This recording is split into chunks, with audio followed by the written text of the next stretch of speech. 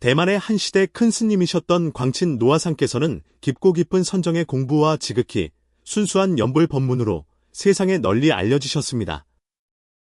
스님께서는 수십 년의 수행 끝에 놀라운 비밀 하나를 발견하셨습니다. 그것은 바로 연불을 할 때 특별한 호흡 조절법을 함께하면 단 열흘만에도 깊은 고요함 속에 들어가 연불선매의 수승한 경지를 체험할 수 있다는 것이었습니다. 이 신비로운 호흡 조절법은 과연 무엇일까요? 혹시 이런 생각을 해보신 적이 있으십니까? 왜 나는 오랜 세월 연불을 해왔지만 좀처럼 마음의 깊은 평화가 찾아오지 않는 것일까? 이 길은 혹시 타고난 근기를 가진 특별한 수행자들만을 위한 것은 아닐까? 연불선매란 그저 불경 속에만 존재하는 전설은 아닐까? 하고 말입니다. 하지만 오늘 당신이 이 글을 보게 된 것은 결코 우연이 아닙니다. 이어질 내용 속에는 수십 년간 감춰져 왔던 비밀, 열흘 안에 당신을 깊고 깊은 고요함으로 이끌어 줄 호흡 조절의 법문이 담겨 있기 때문입니다. 인연 있는 이가 이 법을 알게 되면 불보살님의 명호가 마음과 호흡과 하나가 되는 오묘한 경지를 체험할 뿐만 아니라 깊은 선정 속에서 아미타 부처님과 감응하여 극락정토를 친견할 수도 있다고 전해집니다. 이것은 결코 신화나 헛된 망상이 아닙니다. 아주 오래되었지만 극소수의 사람만이 알고 있는 실제 수행의 길입니다. 그 비밀은 가장 평범하기 그지없는 호흡이라는 동작 속에 숨겨져 있습니다. 부처님께서는 마음과 호흡은 서로 의지하고 있다고 말씀하셨습니다. 호흡이 고르게 조절되면 마음은 저절로 편안해집니다. 당신의 호흡이야말로 실은 당신이 선정에 들 수 있는지 없는지를 결정하는 열쇠를 쥐고 있는 것입니다. 하지만 대부분의 사람들은 이 호흡을 올바른 방식으로 사용해 본 적이 없습니다. 오늘 우리는 그 비밀의 문을 열고자 합니다. 왜 평범한 방식의 연불로는 선정에 들기 어려운 것일까요? 호흡과 불보살님의 명호 사이에는 어떤 깊은 관계가 숨겨져 있는 것일까요? 광친 노아상께서는 어떻게 깊은 산 동굴 속에서 7일 밤낮을 꼼짝 않고 앉아 계실 수 있었으며 맹수들조차 감히 가까이 다가오지 못했던 것일까요? 이 모든 질문에 대한 답은 그리 멀리 있지 않습니다. 당신에게는 약간의 인내와 간절한 원력, 그리고 작은 믿음만 있으면 됩니다. 진정한 수행이란 결코 거창하고 요란한 것이 아니라 바로 지금 이 순간의 한 번의 들숨과 날숨 사이에 있기 때문입니다. 만약 당신도 연불을 하다가 마음이 번잡하고 뜻대로 되지 않아 답답함을 느껴본 적이 있다면 마음속으로 이렇게 발언해 보십시오. 원컨대 저의 마음과 호흡이 하나가 되어 부처님의 선정 경지에 들게 하소서. 당신의 이 한마디 축원이 바로 자기 자신과 다른 이들의 복덕을 여는 시작이 될지도 모릅니다. 그렇다면 이 열흘 만에 선정에 들게 한다는 오래된 호흡법은 과연 어디에서 온 것일까요? 왜 오랜 세월 수행한 사람들조차 이 법에 대해 들어본 적이 드문 것일까요? 서두르지 마십시오. 이야기는 이제 막 시작되었을 뿐입니다. 만약 당신이 연불이란 그저 입으로 외우고 마음만 어지럽지 않으면 된다고 생각했다면 당신은 그 겉모습만 알았을 뿐 그 속에 감춰진 깊은 뜻은 알지 못했던 것입니다. 부처님께서는 능엄경에서 말씀하셨습니다. 마음을 내려놓는 것이 계율이 되고 계율로 인해 선정이 생겨나며 선정으로 인해 지혜가 발현된다고 하셨습니다. 이는 진정한 지혜란 경전을 읽거나 베껴 쓰는 것만으로 얻어지는 것이 아니라 계율을 지키는 청정한 마음에서 선정의 힘이 생겨나고 다시 그 선정 속에서 지혜의 눈이 열린다는 뜻입니다. 그렇다면 이 선정은 어디에서 오는 것일까요? 바로 마음과 호흡이 서로 의지하는 데서 생겨납니다. 옛 큰 스님들께서는 이미 말씀하셨습니다. 마음을 다스리려거든 먼저 호흡부터 고르게 하라. 호흡이 고르면 마음은 저절로 편안해진다고 말입니다. 안타깝게도 대부분의 수행자들은 연불을 그저 소리를 쌓아 올리는 행위로만 여겼을 뿐 그 소리의 배후에서 호흡이 모든 것을 이끌고 있다는 사실을 잊고 있었습니다. 호흡은 당신과 당신의 내면 세계를 이어주는 유일하고도 끊임없는 다리입니다. 마음이 한번 움직이면 호흡은 이내 흐트러지고 마음이 고요해지면 호흡은 저절로 안정됩니다. 혹시 당신은 화가 나거나 슬프거나 혹은 무언가에 극도로 집중할 때 공통적으로 나타나는 현상이 있다는 것을 알아차린 적이 있습니까? 그것은 바로 호흡이 순간적으로 멈춘다는 것입니다. 이것은 우연이 아니라 호흡과 의식 사이에 매우 깊은 연관성이 존재함을 알려주는 인간의 본능적인 반응입니다. 부처님께서 대안반수의경에서 전하신 수행법 중에 안반념이라는 것이 있습니다. 이는 호흡을 관하고 호흡을 생각하는 것으로 84,000 법문 가운데에서도 매우 중요한 지관 수행의 근본입니다. 많은 사람들은 염불과 호흡을 관하는 것이 서로 다른 두 개의 수행법이라고 오해합니다. 하지만 실은 진정한 염불선매에 들기 위해서는 반드시 호흡을 통해 그 문으로 들어가야만 합니다. 생각해 보십시오. 만약 당신의 마음이 들판을 뛰어다니는 야생마와 같고 당신의 호흡이 바람과 같다면 무엇으로 그 야생마를 길들일 수 있겠습니까? 그것은 채찍이 아니라 바로 바람의 방향을 다스리는 것입니다. 아미타경에서는 한마음이 흐트러지지 않으면 극락에 왕생할 수 있다고 하셨습니다. 하지만 어떻게 그 한마음을 이룰 수 있을까요? 경전에는 그 구체적인 방법에 대해 자세히 설명되어 있지 않습니다. 광친 노아상님의 수행은 바로 이 점을 보완한 것입니다. 스님께서는 안반념 수행을 부처님의 명호 속에 녹여내어 한 번의 나무아미타불이 더 이상 공허한 외침이 아니라 몸과 마음, 그리고 기운과 호흡 전체가 하나가 되게 하셨습니다.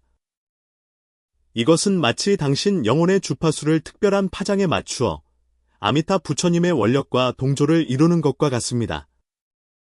이것은 환상이나 상상이 아니라 마음과 호흡이 한데 모여 멈추었을 때 부처님의 힘과 감응하여 부처님의 경지에 들어가는 것입니다. 이러한 방법은 세상 사람들이 가벼이 얻을 수 있는 것이 아닙니다. 왜냐하면 이 방법은 당신에게 1000번, 10,000번을 외우라고 요구하는 것이 아니라 단 한 번의 염불이라도 호흡에 일어나고 사라짐을 꿰뚫고 한 글자 한 글자가 몸과 마음 깊은 곳에 간직되기를 바라기 때문입니다. 그래서 당신은 비로소 깨닫게 될 것입니다. 왜 어떤 사람은 3년, 10년을 염불해도 번뇌가 예전과 같고 또 어떤 사람은 단 열흘을 폐관 수행하고도 마음이 별처럼 밝고 맑아지는지를 말입니다. 광친 노아상께서는 말씀하셨습니다. 부처님의 명호에 영험이 없는 것이 아니라 그대가 진정으로 염불을 하지 않았을 뿐이다. 때는 민국 70년대 광친 노아상께서 대만 성천선사의 주지로 계실 때였습니다. 스님께서는 깊은 수행 공부로 수많은 중생을 제도하셨습니다. 어느 날 젊은 출가자인 정경 스님이 가르침을 구하기 위해 찾아왔습니다. 그의 마음은 깊은 의문으로 가득 차 있었습니다. 스승님, 제자는 염불을 시작한 지 5년이 되었고 매일 부지런히 정진하고 있습니다. 하지만 아무리 노력해도 좀처럼 선정에 들지 못합니다. 부디 자비를 베푸시어 가르침을 주십시오. 정경 스님이 공손히 여주었습니다. 광친 노아상께서는 마침 경례를 거닐며 염불을 하고 계셨습니다. 그 걸음은 느리면서도 안정되었고 한 걸음 한 걸음이 부처님의 명호와 완전히 일치하였습니다. 스님께서는 걸음을 멈추고 자애로운 눈빛으로 젊은 승려를 바라보셨습니다. 그대는 염불을 할 때 자신의 호흡을 관찰해 본 적이 있는가? 호흡 말입니까? 정경 스님은 조금 의외라는 듯 되물었습니다. 스승님, 제자는 그저 부처님의 명호를 부르는 데만 집중했을 뿐 호흡에는 특별히 주의를 기울이지 않았습니다. 그것이 바로 그대가 선정에 들지 못하는 이유이다. 노아상께서 말씀하셨습니다. 염불하여 선정에 드는 핵심은 불보살님의 명호를 얼마나 빨리, 얼마나 많이 부르느냐에 있는 것이 아니라 호흡을 얼마나 올바르게 조절하느냐에 달려있느니라. 내가 산중에서 20년간 폐관 수행을 하면서 바로 이 호흡과 염불의 관계를 연구하였고 마침내 그 비결을 깨달았노라. 노아상께서는 천천히 자리에 앉으시며 물으셨습니다. 그대는 왜 어떤 사람은 연부를 통해 선정에 들 수 있고 어떤 사람은 평생을 해도 들지 못하는지 아는가? 그 핵심은 바로 호흡에 있다. 호흡이 어지러우면 마음도 어지럽고 호흡이 안정되면 마음도 안정되는 법이다. 연부를 할 때 호흡을 올바르게 조절할 수만 있다면 열흘 안에 반드시 깊고 깊은 선정의 경지에 들 수 있을 것이다. 정경 스님은 놀라움과 기쁨에 찬 목소리로 물었습니다. 스승님, 정말로 그렇게 오묘한 법이 있습니까? 내가 산 동굴에서 수행할 때 한 번 앉으면 7일 밤낮을 일어나지 않았는데 바로 이 방법을 썼기 때문이다. 노아상께서 말씀하셨습니다. 그때는 호랑이까지 찾아와 나를 지켜주었으니 그 공부의 깊이를 짐작할 수 있을 것이다. 이 방법은 내가 발명한 것이 아니라 옛 큰 스님들께 배운 것을 바탕으로 나의 수행 체험을 더해 완성시킨 것이다.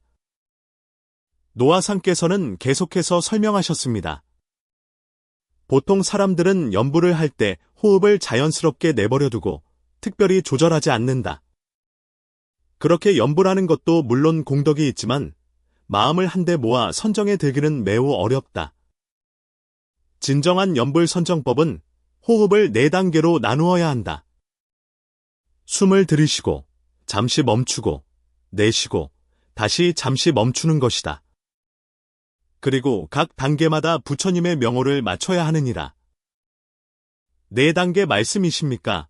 정경 스님이 이해가 되지 않는다는 듯 물었습니다. 그렇다. 숨을 들이쉴 때 부처님 명호를 염하고 숨이 가득 차면 잠시 멈추고 계속해서 염하며 그런 다음 숨을 내쉴 때 다시 염하고 숨을 다 내쉰 뒤 다시 잠시 멈추고 염하는 것이다. 이렇게 한 번의 완전한 호흡 주기 동안 부처님의 명호는 처음부터 끝까지 끊이지 않게 된다. 그리고 호흡이 의식적으로 조절되기 때문에 마음은 저절로 부처님의 명호 위에 편안히 머물게 된다. 노아상께서는 자리에서 일어나 직접 시범을 보이셨습니다. 예를 들어 숨을 들이쉬면서 나무아미타불을 염하고 숨을 멈춘 상태에서 나무아미타불을 염하고 숨을 내쉬면서 나무아미타불을 염하고 다시 숨을 멈추고 나무아미타불을 염하는 것이다. 이렇게 하면 한 번의 호흡에 4번의 명호를 염하게 되어 마음이 완전히 집중되고 아주 빠르게 선정에 들 수 있다. 정경 스님은 스승님의 방법을 따라 연부를 해보았고 즉시 이전과는 다른 느낌을 받았습니다. 스승님, 이렇게 연부를 하니 확실히 마음이 더욱 집중되는 것 같습니다. 그런데 숨을 멈추는 시간은 어떻게 조절해야 합니까? 그것이 바로 핵심이다. 노아상께서 말씀하셨습니다. 숨을 멈추는 시간은 차근차근 점진적으로 늘려가야 한다. 처음부터 너무 길게 멈추려고 해서는 안 된다. 초심자는 매번 숨을 멈출 때 1, 2초 정도만 하고 익숙해지면 점차 그 시간을 늘려 나중에는 10여 초, 심지어 수십 초까지 멈출 수 있게 될 것이다. 왜 숨을 멈추고 연부를 해야 합니까? 정경 스님이 궁금하여 물었습니다. 숨을 멈출 때 마음이 가장 쉽게 안정되기 때문이다. 노아상께서 설명하셨습니다. 그대 자신을 한번 관찰해 보아라. 무언가에 온 마음을 다해 집중할 때 자신도 모르게 숨을 참고 있지 않은가? 이것은 마음이 집중될 때 나타나는 자연스러운 현상이다. 우리가 의도적으로 숨을 멈추는 것을 조절하는 것은 바로 이 현상을 이용하여 마음을 한데 모아 선정에 들기 위함이다. 노아상께서는 말씀을 이어가셨습니다. 뿐만 아니라 숨을 멈출 때 몸 안의 기운은 자연스럽게 안으로 모이게 되고 마음과 정신도 따라서 안으로 수렴된다. 이때가 바로 연불이 가장 큰 섭심의 힘을 발휘하는 순간이다. 옛 큰 스님들께서 마음과 호흡이 서로 의지한다고 하신 것이 바로 이 이치다. 호흡이 완전히 마음에 의해 조절될 때 마음 또한 온전히 부처님의 명호 위에 머물 수 있게 되는 것이다. 정경 스님은 넋을 잃고 스승님의 말씀을 들었습니다. 스승님, 그렇다면 구체적인 수련 방법은 어떠합니까? 이 방법에는 엄격한 순서와 금기 사항이 있다. 노아상께서 말씀하셨습니다. 함부로 익혀서는 안 되며 반드시 올바른 차례에 따라야 한다. 그렇지 않으면 문제가 생길 수도 있다. 스님께서 이 열흘 만에 깊고 깊은 선정의 고요함에 들게 하는 구체적인 호흡 조절법을 자세히 전수하시려던 순간 갑자기 말씀을 멈추셨습니다. 광친 노화상께서는 법을 구하는 정경 스님의 진실한 눈빛을 보시고 표정이 문득 지극히 장엄해지셨습니다. 스님께서는 천천히 일어나 법당 중앙으로 걸어가시어 두 손을 모아 서방을 향해 절을 올리셨습니다. 마치 어떤 내면의 기도를 올리며 무언가를 관찰하시는 듯했습니다. 이 호흡 조절 연불법은 내가 깊은 산속에서 20년간 패관하며 깨달은 더할 나위 없이 높은 법문이다. 광친 노화상께서 몸을 돌리시며 말씀하셨습니다. 그 목소리는 깊고 신비로운 울림을 담고 있었습니다. 이 법은 연불하는 사람이 단기간에 깊고 깊은 선정의 고요함을 증득하게 할 뿐만 아니라 더 나아가 그 선정 속에서 아미타 부처님과 감응하여 극락세계의 장엄함을 친견하고 왕생에 대한 확실한 믿음을 얻게 할 수 있다. 스님께서는 잠시 말을 멈추고 깊은 눈빛으로 정경 스님을 바라보셨습니다. 이 방법을 완전히 체득하면 수행자는 언제든지 선정에 들고 언제든지 선정에서 나올 수 있게 되어 선정과 지혜를 함께 닦는 경지에 이르게 된다. 내가 일찍이 선정 속에서 7일 밤낮을 머물렀을 때 몸과 마음은 안락하고 법의 기쁨으로 가득 찼으며 맹수들까지 와서 나를 보호해 주었다. 이 모든 것이 올바른 호흡 조절이 가져다준 실제적인 경험이다. 광친 노화상께서는 정경 스님에게 다가가 자비롭게 말씀하셨습니다. 하지만 이처럼 수승한 법문을 전수받기 위해서는 지극히 큰 성근과 복덕이 필요하며 수행자에게 진정으로 견고한 도심과 청정한 계율을 지키는 마음이 있어야 한다. 만약 마음이 바르지 못하거나 그저 신통이나 감흥을 얻기 위해 이 법을 닦는다면 성취할 수 없을 뿐만 아니라 도리어 마도에 빠져 수행에 장애를 받게 될 것이다. 그대는 가장 순수한 마음으로 정토에 태어나기를 구하고 깨달음을 증득하고자 하는 마음으로 이 법을 전수받겠는가? 그리고 엄격하게 계율을 지키고 부지런히 수행하며 훗날 능력이 갖추어졌을 때 진실로 발심한 다른 수행자들에게도 이 법을 전수하겠다고 서원할 수 있겠는가? 이 열흘 안에 깊고 깊은 선정의 고요함에 들게 하는 호흡 조절 비법은 과연 어떤 깊은 수행의 진리를 담고 있는 것일까요? 정경 스님은 두 무릎을 꿇고 머리를 땅에 조아리며 간절한 목소리로 아뢰었습니다. 제자는 보리의 큰 서원을 바라옵니다. 청정한 몸과 마음으로 이 법을 수행하고 결코 신통이나 기이한 현상에 미혹되지 않을 것입니다. 오직 선정 속에서 부처님을 뵙고 서방 정토에 태어나기를 원할 뿐입니다. 광친 노화상께서는 천천히 고개를 끄덕이시며 그 마음의 진실함을 살피셨습니다. 잠시 후 스님께서는 품속에서 작은 천 주머니를 꺼내 조심스럽게 여셨습니다. 그 안에서는 누렇게 바랜 손으로 직접 뺏겨 쓴 불경 한 장이 나왔습니다. 거기에는 글자와 그림들이 빽빽하게 적혀 있었는데 바로 스님께서 폐관 수행하실 때 남기신 호흡 수행에 대한 기록이었습니다. 이것은 내가 20년간 폐관 수련하여 얻은 것이다. 오직 인연 있는 사람에게만 전수하노라. 기억하여라. 이것은 평범한 호흡 조절술이 아니라 불문에서 선정으로서 마음을 거두고 마음으로서 호흡을 거두는 법문이다. 반드시 몸과 입과 뜻, 삼업이 청정해야만 아무런 장애 없이 이 법을 받아 누릴 수 있을 것이다. 정경 스님은 두 손으로 경전 페이지를 받아 들었고 마치 지극한 보물을 얻은 듯했습니다. 열흘 후 광친 노화상께서 분부하셨습니다. 내일부터 그대는 선당에서 홀로 열흘간 수행하여라. 말을 해서는 안 되며 잡다한 생각을 해서도 안 된다. 오직 이 법에 의지하여 호흡을 조절하며 연불에만 집중하여라. 열흘이 지나 몸과 마음이 맑고 편안해지면 자연히 이 법문이 오묘한 이치를 알게 될 것이다. 첫째 날, 몸과 호흡을 조절하다. 정경 스님은 가르침받은 대로 먼저 앉는 자세부터 바로 했습니다. 척추는 탑처럼 곧게 세우고 혀는 입천장에 가볍게 대었으며 눈은 코끝에, 코끝은 마음속에 부처님 형상을 바라보았습니다. 그는 나무아미타불을 염하기 시작했습니다. 하지만 이번에는 한 구절 한 구절의 명호가 모두 하나의 호흡 단계와 짝을 이루었습니다. 숨을 들이쉴 때 한 구절, 숨을 멈출 때 한 구절, 숨을 내쉴 때 한 구절, 그리고 다시 숨을 멈출 때 한 구절. 본래 제멋대로이던 호흡은 점차 규칙적으로 조절되었고 마음도 서서히 안정을 찾아갔습니다. 처음 2시간 동안은 호흡이 가빴고 마음속의 망념은 마치 원숭이가 날뛰듯 어지러웠습니다. 문득 어젯밤의 꿈이 떠오르기도 하고 오늘 먹은 밥 반찬이 생각나기도 했습니다. 심지어 코가 가렵고 다리가 저린 것까지 세상에서 가장 큰 일처럼 느껴졌습니다. 둘째 날, 정경 스님은 억지로라도 움직이지 않고 계속해서 호흡 조절에만 집중했습니다. 저녁 무렵이 되자 그는 문득 자신의 마음이 마치 연못물과 같다고 느꼈습니다. 비록 아직 거울처럼 평온하지는 않았지만 이전과 같은 광란의 상태는 이미 사라져 있었습니다.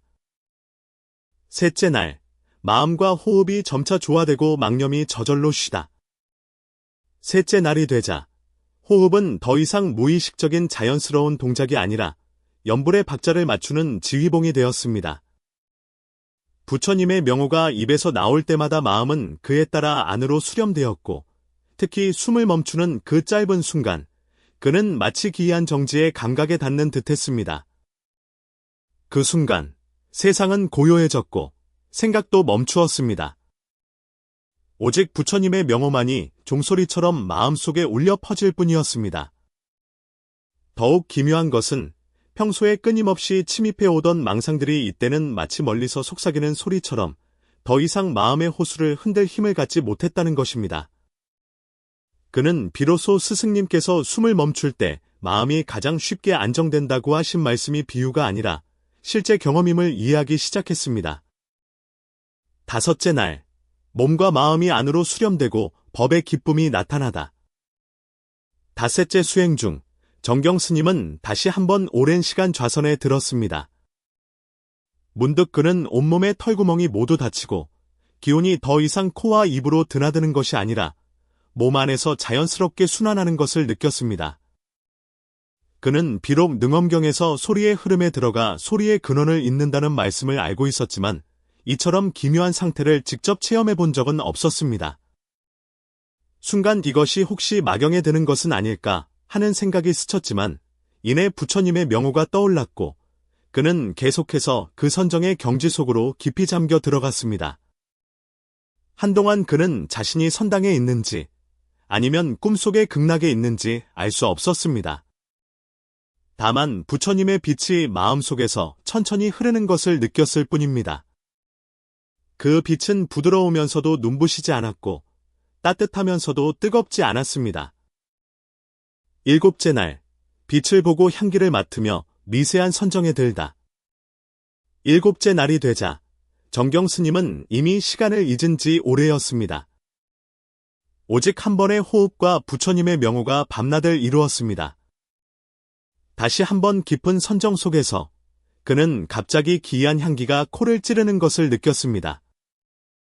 그것은 향로에서 피어나는 향도 아니었고 세상의 어떤 향기와도 달랐습니다. 맑고 신령스러우며 곧장 심장과 폐부로 스며드는 듯한 향기였습니다.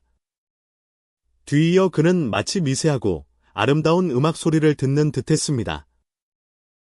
귀로 듣는 것도 아니요, 마음으로 듣는 것도 아니었지만 지극히 진실했습니다. 한존의 금빛 부처님께서 선정 속에서 모습을 드러내셨습니다. 자비로운 미소를 머금고 오른손은 아래로 내리시고 왼손으로는 연꽃을 드신 채 오색 구름 위에 서 계셨습니다. 그 순간 정경 스님의 마음은 뜨거워졌고 얼굴에는 눈물이 흘러내렸습니다. 그는 이것이 망상이 아님을 스스로 알았습니다. 왜냐하면 부처님의 명호는 여전히 입안에서 계속되고 있었고 호흡은 여전히 그만의 비결에 따라 이루어지고 있었으며 망념은 이미 쉬었고 오직 고요한 빛만이 남아 있었기 때문입니다. 열째 날, 깊고 깊은 고요함 속에 들어 수행을 원만히 마치다. 열째 날 아침, 정경 스님은 선정에서 나왔습니다. 그는 몸이 깃털처럼 가볍고 걸음걸이가 바람과 같음을 느꼈습니다. 눈에 보이는 꽃과 풀들은 마치 빛을 머금은 듯했고 마음속에서 생각 하나가 일어나면 즉시 그 근원과 가는 곳을 알아차릴 수 있었습니다. 그는 공손히 부처님 앞에 나아가 절을 올리고 말없이 무릎을 꿇었습니다. 마음속에는 오직 깊은 감사와 경외심만이 가득했습니다. 이윽고 광친 노아상께서 선당으로 들어오셨습니다. 정경 스님이 땅에 엎드려 움직이지 않는 것을 보시고 미소를 지으시며 말씀하셨습니다. 보아하니 그대가 이미 이 법을 초보적으로나마 체득한 듯하구나. 정경 스님은 3번 머리를 조아렸습니다. 스승님, 제자는 일회째 되는 날 부처님을 뵙고 향기를 맡았으나 마음에는 아무런 의심도 일어나지 않았습니다. 이 법은 과연 지극히 기묘하고 수승합니다. 노아상께서 고개를 끄덕이셨습니다. 그대가 지금 잃은 경지는 겨우 미세한 선정일 뿐 아직 진정한 연불삼매의 경지는 아니다. 그러니 결코 그대가 본 것에 집착해서는 안 된다. 부처님께서 말씀하시길 빛을 보거나 향기를 맡거나 형상을 보는 것은 모두 선정 가운데 방편일 뿐 궁극의 실상이 아니라고 하셨느니라. 제자, 명심하겠습니다. 정경 스님은 공손히 대답했습니다. 호흡 4단계 연불법문이 구결이 전해지다. 광친 노아상께서는 그가 이미 법을 감당할 만한 마음 그릇을 갖추었음을 보시고 마침내 구결을 입으로 전수하셨습니다. 4단계로 호흡을 조절하고 4구절의 부처님 명호를 염하여 마음을 거두어 선정에 들면 보아도 본 바가 없느니라. 생각 있음에서 시작하여 생각 없음에서 마치니 한 생각 한 생각의 부처님 명호가 모두 불도를 이루게 되리라. 스님께서는 또 말씀하셨습니다. 훗날 만약 누군가 이 법을 구하거든 반드시 3가지를 물어야 한다. 첫째, 정토에 태어나고자 하는 간절한 마음과 서원이 있는가? 둘째, 계율을 청정하게 지키고 있는가? 셋째, 자신만을 위함이 아니라 중생을 위해 수행하고자 하는 마음이 있는가? 이 3가지를 모두 갖춘 자에게만 이 법을 전수할 수 있을 것이다. 정경 스님은 고개를 끄덕였습니다. 제자는 이 법으로서 훗날 인연 있는 사람들을 이롭게 하겠습니다. 노아상께서는 긴 한숨을 내쉬셨습니다.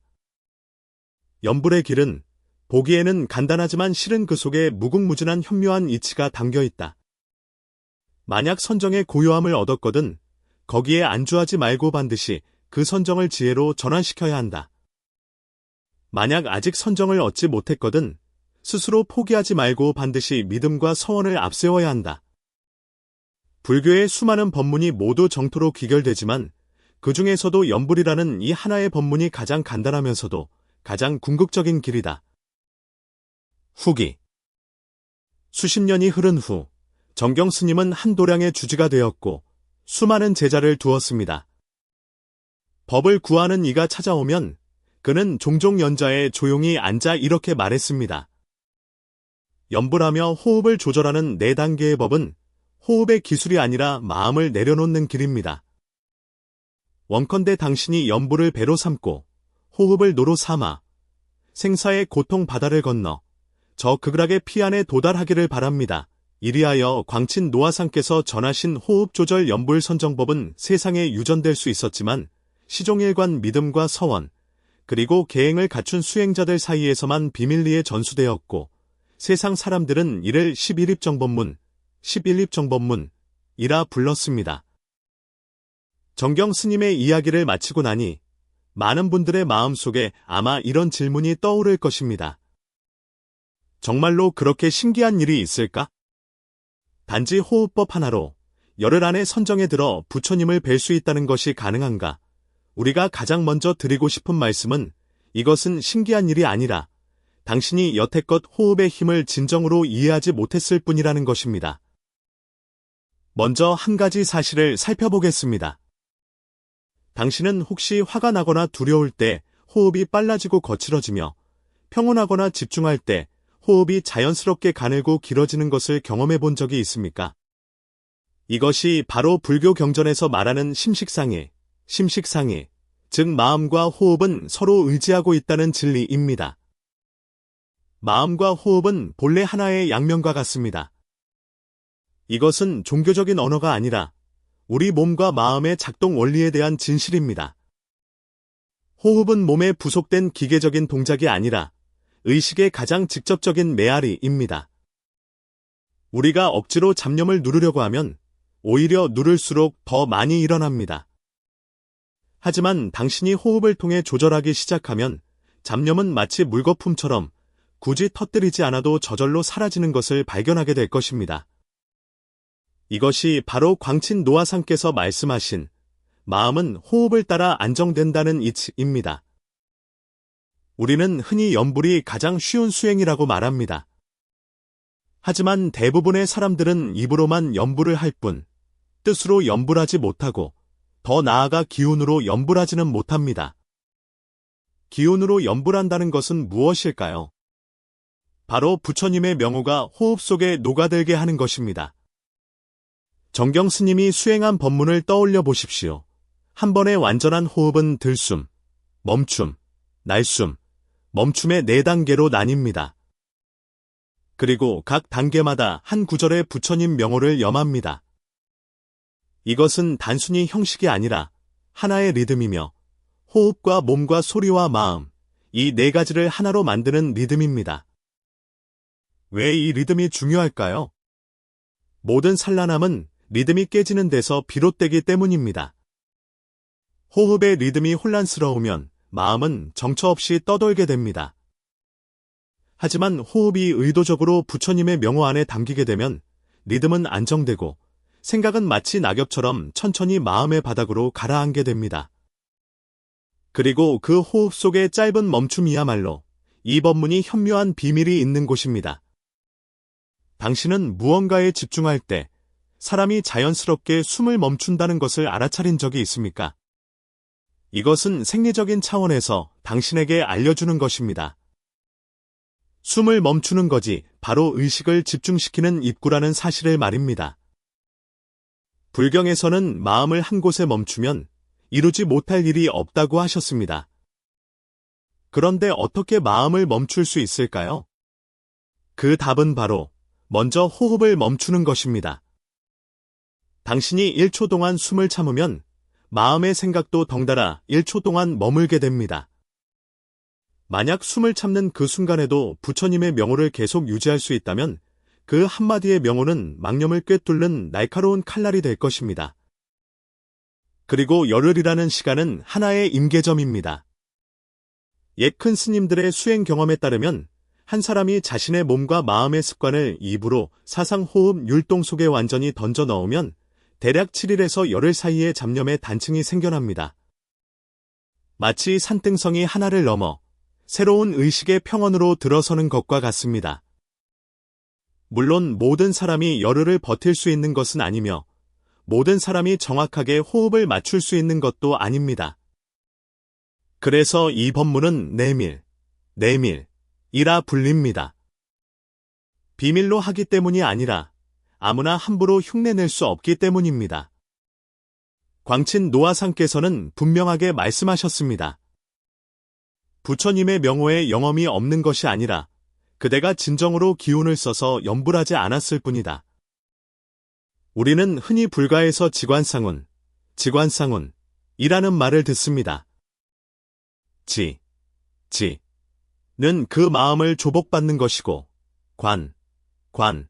은 진실한 모습을 비추어 보는 것입니다. 하지만 지란 과연 무엇일까요? 머릿속을 텅 비우는 것일까요? 억지로 아무 생각도 하지 않으려고 애쓰는 것일까요? 한 점을 뚫어져라 쳐다보고 움직이지 않는 것일까요? 모두 아닙니다. 불교에서 말하는 지는 멈춤이나 억압이 아니라 마음이 본래의 자리로 돌아가게 하는 것입니다. 마치 물이 수평을 이루고 바람이 형체 없는 곳으로 돌아가며 달이 움직이지 않을 때 비로소 호수 표면에 그 그림자를 비출 수 있는 것과 같습니다. 당신의 마음이 멈추지 않으면 부처님의 명호가 그 안에 들어올 수 없습니다. 그리고 지혜 상태에서 염불하는 것이야말로 마음이 그 최초의 청정한 상태로 돌아가게 하는 것입니다. 천태지의 대사께서는 대승지관에서 매우 깊은 의미를 담은 법어를 남기셨습니다. 지란 곧 열반의 본체이다. 이는 지가 수행의 수단이 아니라 열반 그 자체가 드러난 모습이라는 뜻입니다. 이 옛말씀을 깊이 새기지 않으면 쉽게 지나쳐 버리기 쉽습니다. 하지만 당신이 호흡 염불 법문과 결합하여 이 말씀을 체험해 본다면 비로소 그 의미를 깨닫게 될 것입니다. 당신이 숨을 멈춘 한순간에도 염불이 여전히 물 흐르듯 이어질 때 그 순간 마음은 어떤 것에도 매달리지 않고 생각은 흩어지지 않으니 당신은 이미 열반의 상태 모형 속으로 들어가고 있는 것입니다. 지는 멈춤이 아니라 마음이 부처님 명호 위에서 흔들리지 않는 것입니다. 그것은 당신이 한 번의 들숨과 날숨 속에서 바깥 경계에 이끌리지 않고 안의 생각에 끌려가지 않게 해줍니다. 광친 노아상께서 숨을 멈출 때 마음이 가장 쉽게 안정된다고 하신 것은 호흡이 멈추는 것 자체에 신기한 힘이 있어서가 아니라 기온의 지가 곧 마음의 지를 의미하고 마음의 지가 바로 관의 시작점이기 때문입니다. 많은 사람들이 묻습니다. 어떻게 해야 진여실상을 볼 수 있습니까? 그것은 눈을 크게 뜨거나 불상을 뚫어져라 쳐다보는 것으로는 볼 수 없습니다. 당신이 지혜 상태에서 염불할 때 부처님은 마음속의 모습을 드러내십니다. 그것은 형상의 모습이 아니라 온 누리에 가득한 평온함과 기쁨의 느낌입니다. 이것이 바로 순응엄경에서 언급된 호흡을 따라 마음으로 들어가면 곧 근원으로 거슬러 올라갈 수 있다는 이치입니다. 근원으로 거슬러 올라간다는 것은 무엇일까요? 바로 바깥의 생멸하는 현상과 문자에서 벗어나 가장 본질적인 깨어남으로 돌아가는 것입니다. 그리고 이 돌아가는 과정은 앞으로 돌진하는 것이 아니라 안으로 멈추는 것입니다. 당신이 부처님의 형상을 보려고 조급해할수록 더욱 부처님을 볼 수 없고 당신이 모든 것을 내려놓고 지혜 상태에 머물 수 있을수록 더욱 부처님을 마주한 듯 가까워집니다. 지는 당신으로 하여금 다툼을 내려놓게 하고 언어를 내려놓게 하며 형식을 내려놓게 합니다. 부처님의 명호가 소리 없는 깨어남의 파동이 되게 하고 호흡이 본성으로 통하는 바람의 방향이 되게 합니다. 금강경에서 말씀하신 바와 같이 응당 머무는 바 없이 그 마음을 내라는 것은 마음을 내지 말라는 뜻이 아니라 마음을 낼 때 집착하지 말라는 뜻입니다. 그리고 지야말로 이 모든 것의 기초가 되는 상태입니다. 이것이 바로 광친 노아상께서 폐관 중에 한 번 앉으면 7일 동안 일어나지 않으실 수 있었던 이유입니다.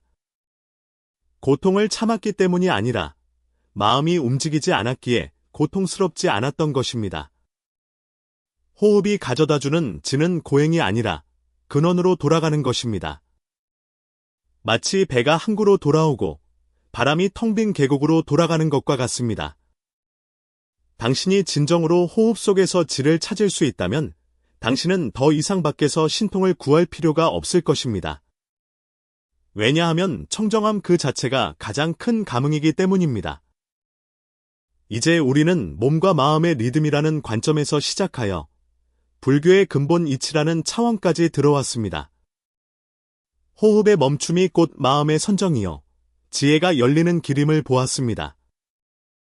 대부분의 수행자들의 눈에 부처님의 명호는 단지 소리이거나 일종의 심리적인 믿음일 뿐입니다. 하지만 진정한 실참 수행자의 눈에 부처님의 명호는 기맥의 운행을 이끄는 힘이며 몸과 마음의 에너지 시스템에 직접적으로 작용하는 힘입니다. 우리는 흔히 기가 통하면 병이 나가고 기가 순하면 정신이 맑아진다는 말을 듣습니다. 한의학과 불교의 가르침이 만나는 지점에서 기는 생명을 유지하는 기초일 뿐만 아니라 수행경지의 관건이기도 합니다. 부처님의 명호는 외부의 소리가 아니라 내부에서 생겨나는 시동장치입니다. 당신이 나무 아미타불을 염할 때 혹시 주의해 보셨습니까? 만약 그저 입으로만 염불하고 몸에 아무런 반응이 없다면 당신은 금방 피로해지고 마음이 흩어질 것입니다. 하지만 당신이 한 구절 한 구절의 명호를 들숨, 숨멈춤, 날숨, 숨멈춤에 맞춰 행한다면 이 과정은 실은 몸 안의 기맥 운행을 이끌어내는 결합이 됩니다. 당신은 가슴이 따뜻해지고 아랫배가 점차 묵직하게 안정되며 머릿속이 맑아지고 사지가 미세하게 따뜻해지는 것을 발견하게 될 것입니다. 이 모든 것은 심리적인 암시가 아니라 부처님의 명호와 기맥이 동조하여 일어나는 신체적인 반응입니다. 불교 밀종에서는 이를 성풍해, 산미라빌이라고 부릅니다. 성은 부처님의 명호이고 풍은 호흡이며 는 마음의 생각입니다. 일단 이 세 가지가 하나로 합쳐지면 당신은 더 이상 염불을 하는 것이 아니라 몸을 단으로 삼고 기온을 등불의 심지로 삼아 부처님 지혜의 빛을 밝히는 것입니다. 기는 어디로 흐를까요? 전통적인 수행법에서 기는 중맥으로 흐릅니다. 티베트 밀교에서는 이를 성스러운 기맥이라 부르고 한의학에서는 임도기맥이라고 합니다. 당신이 부처님의 명호를 호흡 속으로 이끌어 호흡이 단전으로 들어가 아랫배에 머물게 하면 기는 자연스럽게 몸의 중심축으로 들어가게 됩니다. 가장 뚜렷한 현상은 척추가 뜨거워지고 정수리가 미세하게 팽창하며 미간이 이완되는 것입니다. 심지어 깊이 수행한 사람 중에는 기운이 머리 꼭대기를 꿰뚫는 것을 느끼기도 합니다. 이것은 신화가 아니라 신체 에너지가 부처님의 명호와 결합하여 일어나는 실제적인 반응입니다. 이것이 바로 광친 노아상께서 염불은 반드시 호흡과 함께해야 한다고 강조하신 이유입니다. 호흡을 조절하는 것이 곧 기를 이끄는 것이고 부처님의 명호가 그 운반체이기 때문입니다. 의학적으로는 어떻게 설명할 수 있을까요? 현대 신경과학은 깊은 복식호흡이 미주신경계를 활성화시켜 자율신경을 조절하고 불안을 감소시키며 체내의 스트레스 호르몬을 제거할 수 있다는 것을 발견했습니다. 우리가 느리고 균일하며 긴 리듬으로 염불과 호흡을 함께할 때 미주신경은 지속적으로 활성화되고 몸은 자동적으로 일종의 미세한 선정 상태로 들어갑니다. 뇌파는 느려지고 심박수는 안정되며 온몸에 미묘한 이완과 집중의 감각이 생겨납니다. 이것이 바로 의학적 관점에서 본 선정의 경지입니다. 이러한 상태 속에서 몸과 마음의 연결은 다시 구축되고 부처님의 명호는 더 이상 생각이 아니라 기운처럼 빛처럼 온몸의 모든 세포를 꿰뚫게 됩니다. 부처님의 명호는 어떻게 기맥을 통하게 할까요? 당신은 스스로 관찰해 볼 수 있습니다.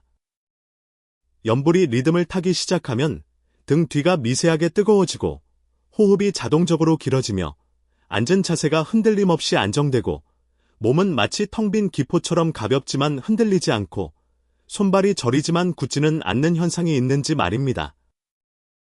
이것이 바로 기가 기맥을 따라 흐르는 현상입니다. 어떤 수행자들은 이 상태에서 기류가 심지어 양팔을 꿰뚫고 흐르는 것을 느끼는데 마치 수온이 뼈 속으로 들어가는 것처럼 시원하고 부드럽다고 합니다. 만약 이 지속적인 호흡 염불법을 며칠 동안 계속하면 중대한 전환점을 맞이하게 될 것입니다. 호흡이 능동적인 것에서 수동적인 것으로 바뀌고 부처님의 명호가 바깥의 소리에서 안의 울림으로 바뀌며 기의 움직임이 부분적인 것에서 전체를 관통하는 것으로 바뀝니다. 이때 당신은 더 이상 입으로 염불하는 것이 아니라 기운으로 염불하게 됩니다. 모든 것이 몸 안에서 자연스럽게 운행되고 당신은 그저 그 안에 편안히 머물기만 하면 됩니다. 이것이 부처님의 명호와 기맥 운행 사이의 가장 깊은 관계입니다. 부처님의 명호는 기를 이끄는 궤도이고 기는 부처님 원력의 수레입니다. 당신의 명호가 멈추지 않으면 기맥은 막히지 않고 몸과 마음은 어지럽지 않습니다. 많은 사람들은 연불이 미래를 위한 믿음이라고 생각합니다. 그 목적은 극락세계에 왕생하는 것이고, 그래서 연불을 마치 내세의 보험증서처럼 여기며, 한편으로는 연불을 하면서 다른 한편으로는 다음 생을 기다립니다. 하지만 만약 당신이 광친 노아상께서 전하신 호흡 연불법을 깊이 수행해 본다면 연불이 단지 미래를 위한 것만이 아니라 바로 지금 이 순간을 위한 것임을 발견하게 될 것입니다. 진정한 연불삼매란 고도의 지금 여기에 깨어있는 상태입니다. 마음을 미래의 비전 속에 던져 넣는 것이 아니라 삶 전체를 지금 이 한 번의 호흡 사이로 되돌려 놓는 것입니다. 부처님의 명호는 갈고리이고 호흡은 밧줄입니다.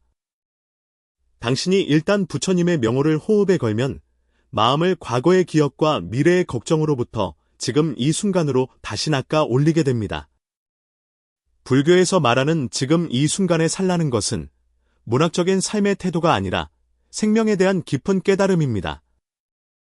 왜냐하면 모든 번뇌의 근원은 당신이 지금 여기에 부재할 때 발생하기 때문입니다. 당신이 쓸데없는 생각을 할 때 당신은 지금 이 순간에 없습니다. 당신이 과거의 상처를 되새길 때 당신은 지금 이 순간에 없습니다. 당신이 내일을 걱정하고 불안해할 때 당신은 지금 이 순간에 없습니다. 오직 당신이 호흡하며 연불할 때 한마디의 명호, 한 번의 호흡, 하나의 마음이 될 때 당신은 놀라운 사실을 발견하게 될 것입니다. 원래 그 어떤 생각도 호흡과 부처님의 명호 사이에 동시에 존재할 수 없다는 사실을 말입니다. 당신이 집중해서 숨을 들이쉬며 나무아미탑을 한마디를 염하고 숨을 멈추고 다시 나무아미탑을 한마디를 염할 때 그때 당신에게는 과거도 없고 미래도 없습니다. 당신은 그저 지금 연불하고 있는 당신일 뿐입니다. 이것은 철학이 아니라 실제 수행의 체험입니다. 어떤 수행자들은 10년을 좌선해도 여전히 번뇌가 끊이지 않습니다. 그들이 정진하지 않아서가 아니라 그들이 계속해서 기대 속에서 살았을 뿐 지금 이 순간에 살지 않았기 때문입니다. 그들은 빛을 보기를 갈망하고 신통을 갈망하며 부처님의 가피를 갈망합니다. 하지만 그들은 잊었습니다. 부처님은 오직 지금 이 순간에만 나타나실 수 있다는 것을 말입니다. 당신이 좌선을 오래 한다고 해서 반드시 선정에 드는 것이 아니라 당신이 한마음으로 연불하며 호흡과 하나가 될 수 있느냐에 달려 있습니다.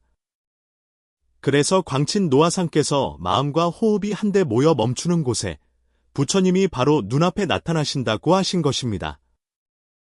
이것은 헛된 말이 아니라 기꺼이 마음을 가라앉히고자 하는 사람이라면 누구나 직접 증험할 수 있는 이치입니다. 당신이 부처님의 명호 안에 살수록 당신은 고통으로부터 더욱 멀어집니다. 당신이 지금 이 순간에 연불할수록 당신은 해탈에 더욱 가까워집니다. 부처님은 미래에서 당신을 기다리시는 것이 아닙니다. 부처님은 당신이 온전히 호흡의 지금 이 순간으로 돌아오기를 원하실 때 바로 이 순간 당신과 만나십니다. 이제 당신은 이것이 평범한 연불 방법이 아니라 몸과 마음의 조절, 호흡의 리듬, 그리고 부처님 명호의 에너지가 융합된 완전한 체계임을 알게 되셨을 것입니다. 하지만 이것은 전설에 속한 것도 아니고 아득히 먼 이야기도 아닙니다. 당신의 일상 수행 속에서 바로 지금 시작할 수 있습니다. 우리는 이 법문을 3단계로 나누어 설명하겠습니다. 첫 번째 단계는 몸의 자세와 호흡의 리듬을 조절하는 것입니다. 매일 아침이나 저녁, 일정한 시간을 정해 조용하고 방해받지 않는 공간에 앉으십시오. 가부좌나 의자에 앉아도 좋습니다. 중요한 것은 등을 곧게 펴고 기운이 순조롭게 흐르게 하며 눈은 살짝 아래로 내리고 손은 선정인을 맺는 것입니다. 그런 다음 자연스럽게 호흡을 시작하십시오. 서둘러 연불하지 말고 먼저 자신의 호흡 리듬이 급한지 어지러운지를 관찰하십시오. 호흡이 점차 안정되면 호흡을 4단계, 즉 들숨, 숨멈춤, 날숨, 숨멈춤으로 나누기 시작하십시오. 각 단계마다 완전한 부처님의 명호 한 구절을 짝을 맞춥니다. 예를 들어 숨을 들이쉬면서 마음속으로 나무아미타불을 염하고 숨을 멈춘 상태에서 계속 마음으로 나무아미타불을 염합니다. 숨을 내쉬면서 다시 한번 염하고 숨을 다 내쉰 후 짧게 숨을 멈추고 다시 한번 염합니다. 한 번의 들숨과 날숨, 한 번의 멈춤과 한 번의 염불이 마치 큰 종이 울리듯 절도 있고 질서 있게 이어집니다. 두 번째 단계는 선정의 힘을 키우고 숨멈춤의 감각을 깊게 하는 것입니다. 당신이 호흡과 부처님 명호를 맞추는 것에 익숙해지면 숨을 멈추는 시간을 아주 조금씩 늘려볼 수 있습니다. 억지로 숨을 참는 것이 아니라 선정의 힘이 증장됨에 따라 자연스럽게 각 호흡 사이의 간격을 늘리는 것입니다. 당신은 숨을 멈출 때 내면의 안정과 맑음을 가장 쉽게 느낄 수 있음을 발견하게 될 것입니다. 이때 염불은 소리가 더 이상 중요하지 않고 마음의 생각이 물 흐르듯 흐르며 부처님의 명호는 바깥의 외침에서 안의 밝음으로 변합니다. 이 단계에서는 한 번에 30분을 넘기지 않는 것이 좋습니다. 차라리 매일 2번 연습하는 것이 욕심내어 길게 하는 것보다 낫습니다. 세 번째 단계는 일상생활 속에서 한 번의 호흡이 한 번의 염불이 되게 하는 것입니다. 만약 당신이 2주에서 한 달 정도 꾸준히 수련한다면 이 리듬은 서서히 당신 몸의 일부가 될 것입니다. 차를 타고 있을 때나 길을 걸을 때, 심지어 설거지를 하거나 밥을 지을 때에도 당신은 염불을 자연스러운 호흡에 맞춰 할 수 있게 됩니다. 이때 당신은 무엇이 진정한 염불삼매인지를 체험하게 될 것입니다. 앉아 있을 때만 수행하는 것이 아니라 호흡하는 모든 순간순간이 부처님의 명호 위에 편안히 머무는 것입니다. 흔히 저지르는 잘못에 대해 알려드립니다. 절대로 억지로 숨을 참지 마십시오. 숨을 멈추는 것은 숨을 막는 것이 아니라 가볍게 움직이지 않고 호흡을 잠시 멈추는 것입니다. 반드시 차근차근 점진적으로 자연스럽게 시간을 늘려가야 합니다. 또한 특이한 현상을 추구하지 마십시오. 향기를 맡거나 빛을 보거나 부처님의 형상을 보는 것은 모두 감흥에 속하는 것이지 목적이 아닙니다. 이 법을 가지고 자랑하거나 공개적으로 가르치지 마십시오. 앞에서 말했듯이 이 법은 오직 원력과 계행을 갖춘 사람에게만 전수되어야 합니다. 가벼운 마음으로 행하면 효과가 없을 뿐만 아니라 도리어 어지러움을 겪을 수 있습니다. 만약 당신이 꾸준히 이 길을 갈 수 있다면 당신은 체험하게 될 것입니다. 부처님의 명호가 더 이상 기계적인 반복이 아니라 몸과 마음과 동조하는 에너지의 흐름임을, 호흡이 더 이상 자연스러운 소모가 아니라 수행의 운반체임을, 염불이 더 이상 밖에서 구하는 소리가 아니라 내면의 부처님과 감응하는 것임을 말입니다. 이 장은 당신을 실제 수행의 길로 이끌어 전설 속의 11입정이 더 이상 이야기가 아니라 실제로 걸어갈 수 있는 길이 되게 할 것입니다. 염불은 다른 사람에게 들려주기 위한 소리가 아니며 자신을 위로하기 위한 형식도 아닙니다. 한 번의 들숨과 날숨 사이에서 진정한 자기 자신을 보는 것입니다. 당신은 혹시 진정한 부처님께서 사실 법당 안에나 나무나 돌로 만든 불상 안에나 목이 쉬도록 외치는 소리 안에 계신 것이 아니라 당신의 매 순간 깨어있는 호흡 속에, 당신의 매 순간 진실한 명호 속에 계시다는 생각을 해본 적이 있습니까? 호흡이 어지럽지 않으면 마음이 어지럽지 않습니다. 마음이 어지럽지 않으면 바로 그곳에 부처님께서 계십니다. 이것이 바로 광친 노아상께서 평생의 수행을 통해 깨달으신 비결입니다. 그것은 신통도 아니고 기적도 아닙니다. 다만 가장 기초적인 것을 극치에 이르도록 활용했을 뿐입니다. 보기에는 간단한 염불과 호흡의 결합이지만 그 배후에는 부처님의 지관 사상, 밀종의 기맥 조절법, 선종의 지금 이 순간에 대한 깨어있음, 나아가 정토종의 원력원만 사상이 모두 담겨 있습니다. 이 모든 것이 한마디 나무아미타불 속에서 하나로 겹쳐질 때 당신은 깨닫게 될 것입니다. 원래 부처님의 명호는 소리가 아니라 극락으로 가는 배였으며 호흡은 생리가 아니라 깨달음의 문을 여는 열쇠였음을 말입니다. 만약 당신이 원하신다면 바로 오늘부터 시작하십시오. 비록 단 5분이라도, 비록 단 한 번의 완전한 호흡에 맞추더라도 진실한 마음으로 부처님의 명호 한 구절을 염해 보십시오. 그 한마디가 바로 당신과 부처님의 진실한 상응입니다. 마지막으로 원컨대 당신의 마음속으로 이렇게 발언하시길 바랍니다. 원컨대 저의 한 호흡 한 호흡이 염불이 되어 몸과 마음이 정토에 귀의하게 하소서. 또한 원컨대 당신의 이생의 서원이 있고 실천이 있으며 부처님의 명호가 늘 함께하기를 바랍니다. 그리하여 생명의 마지막 숨을 내쉴 때 당신이 놀라거나 두려워하지 않고 그저 편안하게 한마디 나무아미타불을 염하시기를 기원합니다.